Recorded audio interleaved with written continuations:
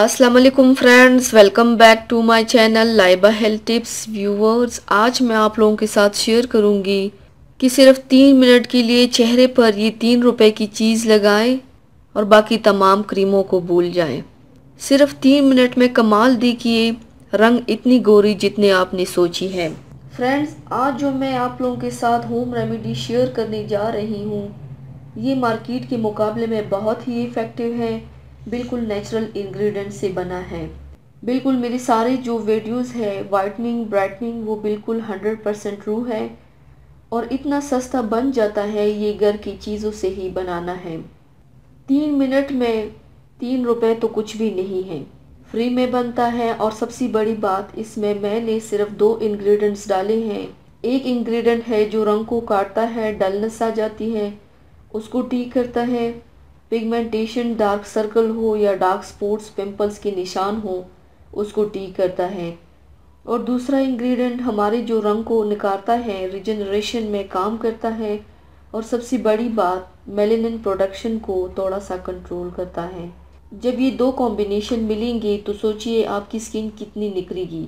आज मैं शेयर करने वाली हूँ एक बहुत ही मैजिकल होम रेमेडी।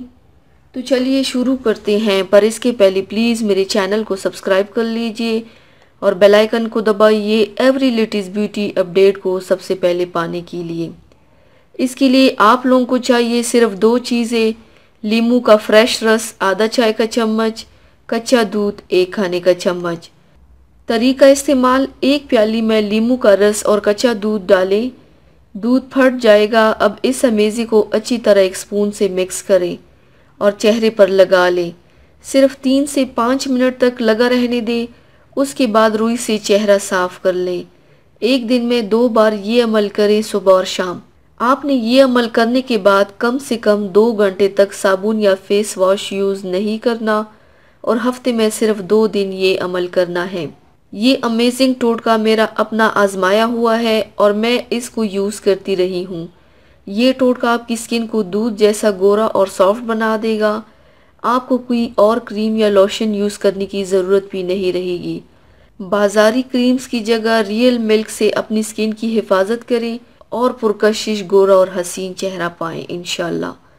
तो व्यूवर्स, थैंक्स फॉर वॉचिंग। मेरी वीडियो को लाइक और शेयर ज़रूर कीजिएगा।